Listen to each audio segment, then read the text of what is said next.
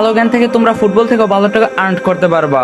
এছাড়াও সেখানে অনেক প্রকার গেম আছে যেটা খেলে তোমরা টাকা আর্ন করতে পারবা। এবং আমার প্রোমো কোড ইউজ করে ফার্স্ট ডিপোজিটে 200% বোনাস পেয়ে যাবা। সাথে আছে আইফোন 14 প্রো ম্যাক্স জেতার সুযোগ। সো লিংক থাকবে পিন কমেন্টে। তখন রাফির মা বলল, বাবা রে থাক, এইসব আর বলিস না। আমরা সবাই ভেবেছি তুই মারা গিয়েছিস, তাই ভাবলাম ঘরের বউ ঘরেই রাখি, তাই একটু আগে বিয়ের কাজ সম্পূর্ণ করলাম। কে জানতো তুই আজ আসবি, যদি জানতাম কখনোই এমন করতাম না। মায়ের মুখে কথাটি শোনার সাথে সাথে পায়ের নিচের থেকে কেমন জানি মাটিটা সরে গেল। রাফি বলল, বিয়ে তো হয়েছে শুধুমাত্র, আর কিছু তো হয়নি। হাসিব ডিভোর্স দিলেই তো হচ্ছে। তখন হাসিব বলল, ডিভোর্স মানে কিসের ডিভোর্স? হ্যাঁ। তখন রাফি বলল, তুই রিয়াকে ডিভোর্স দিবি, কারণ রিয়া আমার বউ। সাথে সাথে রিয়া বলে ওঠে, এই যে রাফি, আমি আপনার সাথে থাকতে চাই না, কারণ আমারও হাসিবের বিয়ে হয়ে গিয়েছে। তখন রাফি বলল, বাসর তো হয়নি।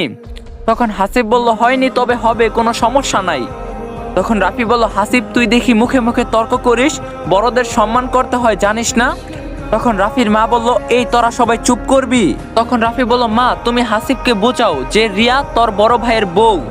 তখন রিয়া বলল, মা বুঝিয়ে কি হবে, হ্যাঁ আমি আর তোমাকে চাই না। তখন রাফি বলল, কেন শুনি? তখন রিয়া বলল, কারণ এটাই আমি এখন হাসিবকে ভালোবাসি। হাসিব চলো রুমে চলো, এখানে যতই থাকবো শুধুমাত্র টাইম নষ্ট হবে। কথাটি বলে যখন রিয়া হাসিবের হাতটি ধরে রুমের দিকে যাবে, এমন সময় রাফি রিয়ার হাত ধরে ফেলে। রাফি বলল, রিয়া দাঁড়াও, আমাকে ছেড়ে এইভাবে যেতে পারো না। যেই না রিয়ার হাতটি ধরে এই কথাটি বলছে, তার সাথে সাথে রিয়া ঠাস ঠাস করে থাপ্পড় দিয়ে ওঠে। এটা করে না পরপুরুষের বউয়ের হাত ধরেন। রিয়ার এমন রাগ দেখে রীতিমতো সবাই আশ্চর্য হয়ে ওঠে। তখন রাফি বলল, তুমি আমাকে থাপ্পড় দিলে? তখন রিয়া বলল, দিয়েছি, আবার বেয়াদবি করলে আবার দিব। কথাটি বলে হাসিবের হাতটি ধরে হন হন করে ভিতরে চলে গেল। এমন সময় রাফির মা রাফিকে বলে উঠল, বাবা চিন্তা করিস না, আয় ভিতরে আয়, খাওয়া দাওয়া কর, চোখ মুখ দেখে বোঝা যাচ্ছে অনেক অনেক খিদা পেয়েছে তোর। কথাটি শুনেই রাফি মনে মনে বলতে থাকে, আমার বউয়ের বিয়ে, আমাকে খাওয়াবে, বাহ। তখন রাফি বলল, না আমি খাবো না, আমার রুমে নিয়ে চলো, ঘুমিয়ে যাব। রাফির মা বলল, ঠিক আছে বাবা চল। তো এরপরে রাফিকে একটি রুমে নিয়ে গিয়ে ঘুমানোর জন্য জায়গা করে দেওয়া হয়। অনেক জার্নিও হাজারো টেনশন নিয়ে রাফি ঘুমিয়ে পড়ে, কিন্তু হঠাৎ করেই মধ্যরাতে রিয়া চিৎকার দিয়ে ওঠে আর বলতে থাকে, প্লিজ আমাকে মেরে ফেলো না, হাসিব বাঁচাও আমাকে। এমন চিৎকার শুনে সাথে সাথে হাসিবের ঘুম ভেঙে যায়, আর দেখতে পাই রিয়া ঘুমের মধ্যে এমন চিৎকার করতেছে। তখন হাসিব বলল, রিয়া কি হয়েছে তোমার, এমন চিৎকার করতেছো কেন? হাসিবের ডাক শোনা মাত্রই রিয়ার ঘুম ভেঙে যায়। তখন রিয়া বলতে থাকে, আমি একটা স্বপ্ন দেখছি। তখন হাসিব বলল, স্বপ্ন দেখে কেউ এমন করে চিৎকার করে? হ্যাঁ, আর একটু হলে তো আমি ভয় পাইছিলাম। রিয়া বলল, শোনো তবে কি হয়েছে? আমি দেখলাম রাফি আমাকে মেরে ফেলতাছে, কত রিকোয়েস্ট করলাম তবুও ছাড়ছে না। তখন হাসিব বলল, তুমিও না হও, আমি থাকতে তোমার কিছু হবে না, কথাটি মাথায় রাখো। তখন রিয়া বলল, শোনো একটা কথা বলি। তখন হাসিব বলল, আরে বাবা পারমিশন নিতে হবে না, বলো কি বলবা। তখন রিয়া বলল, তোমার বাবার সম্পত্তি এখন 2 ভাগ হবে, কিন্তু এই সব কিছু তোমার নামে লিখে দেওয়ার কথা ছিল। হাসিব বলল, কিন্তু কি আর করার বলো, ও তো ফিরে এসেছে।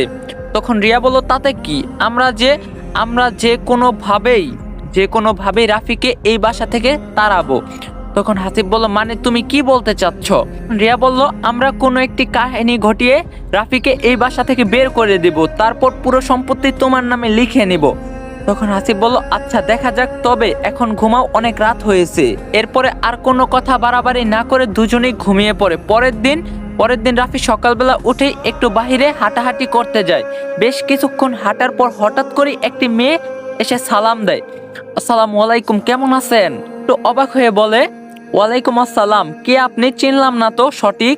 আমার নাম পুতুল। পুতুল নামটি বলার সাথে সাথেই রাফি বলে ওঠে, ওহ পুতুল তুমি, কিন্তু তোমার এই অবস্থা কেমনে হলো? তখন পুতুল বলল, যাক তবে চিনতে পারছো? তখন রাফি বলল, তোমাকে কি ভোলা যায়, বলো কেমন আছো? তখন পুতুল বলল, আলহামদুলিল্লাহ ভালো আছি, কিন্তু এখন এই মুহূর্তে আরো বেশি ভালো। তখন রাফি বলল, সত্যি তুমি অনেক চেঞ্জ হয়ে গেছো।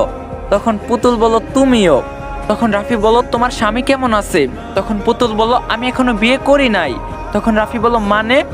তখন পুতুল বলল, সবই তো জানো, আবার নতুন করে কি জানতে চাইতেছো শুনি? তখন রাফি বলল, তোমার মাথায় নিশ্চয়ই সমস্যা আছে, কেউ এমন করে নিজের জীবনটাকে শেষ করে? পুতুল বলল, ভালোবাসি যে তাকে এখনো। রাফি বলল,